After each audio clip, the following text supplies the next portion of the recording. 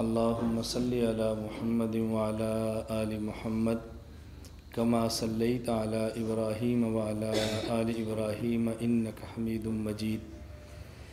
اللهم بارك على محمد وعلى آل محمد كما باركت على إبراهيم وعلى آل إبراهيم إنك حميد مجيد. اللہ رب العزت نے دنیا کو دار العمل بنایا ہے اور آخرت کو دار الجزا بنایا ہے. نیک اعمال کی وجہ سے اللہ رب العزت دنیا میں انسان کو قلبی اطمینان اور دل کا سکون عطا فرماتے،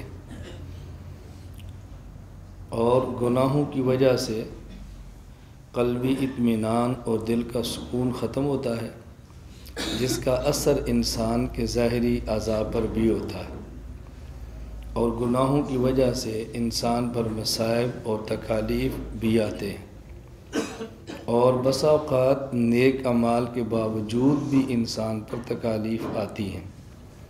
دونوں میں فرق یہ ہے کہ جب انسان گناہ کرے اور گناہ کی وجہ سے مصائب اور تکالیف آئیں تو انسان گڑ گڑاتا ہے، روتا ہے، پریشان ہوتا ہے، واویلا کرتا ہے، بے صبری کرتا ہے.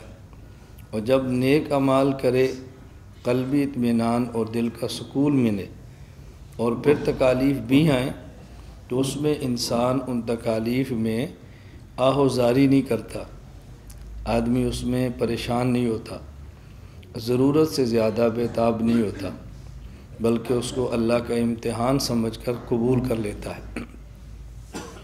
دل کے اطمینان کی وجہ سے انسان کے لیے مصیبت کو سہنا بہت آسان ہوتا ہے، اور قلبی اطمینان نہ ہو تو پھر انسان کے لیے مصائب کو برداشت کرنا بہت مشکل ہے. قرآن کریم میں اللہ رب العزت نے فرمایا لَقَدْ خَلَقْنَا الْإِنسَانَ فِي كَبَدٍ. اللہ نے انسان کو دنیا میں مشقت میں پیدا فرمایا ہے. دنیا میں مشقت، تکلیف، مصیبت، دکھ آ جانا یہ کوئی عجیب بات نہیں ہے، لیکن اس دکھ پر ضرورت سے زیادہ پریشان ہونا یہ مومن کی شان کے لائق نہیں ہے. ہمارا راستہ وہ آخرت کی طرف جا رہا ہے، اور ہمارا ہر اگلا قدم اپنی منزل کی طرف ہے. موت کے بعد ہمارے لیے یہ دو ٹھکانے ہیں، دائمی یا جنت اور یا جہنم.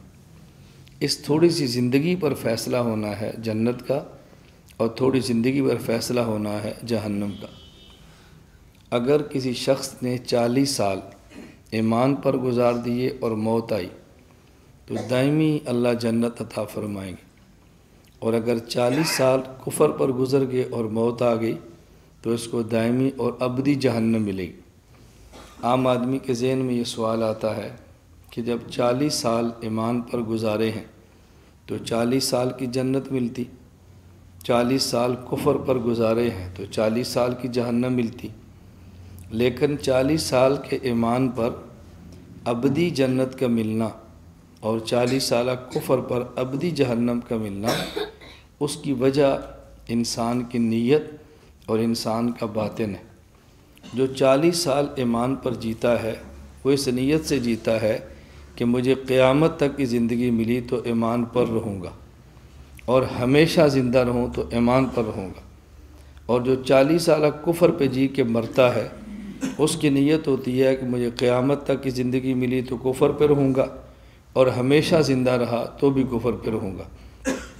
تو یہ جو 40 سالہ زندگی پر ابدی جنت ہے اور 40 سالہ کفر پر ابدی جہنم ہے، اس کی بنیاد یہ 40 سال کی زندگی نہیں ہے، بلکہ 40 سال کی زندگی کے اندر نیت ہے.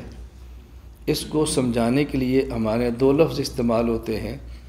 نمبر 1 کمیت، نمبر 2 کیفیت. کمیت کہتے ہیں مقدار کو، اور کیفیت کہتے ہیں انسان کی حالت، اندر کی جو حالت ہے اس کو کیفیت کہتے ہیں. مقدار میں تو 40 سال کا کفر اور 40 سال کا ایمان ہے، لیکن قیامت کے دن جو اللہ کے ہاں اعمال تولے جائیں گے ان اعمال کے وزن کی بنیاد مقدار نہیں ہوگی، بلکہ ان کے وزن کی بنیاد معیار ہوگا۔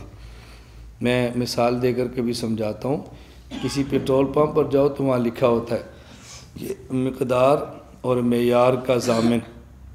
مقدار کا معنی کہ جب ہم آپ کو 10 لیٹر پیٹرول دیں گے تو 10 ہی ہوگا، یہ 9.25 نہیں ہوگے۔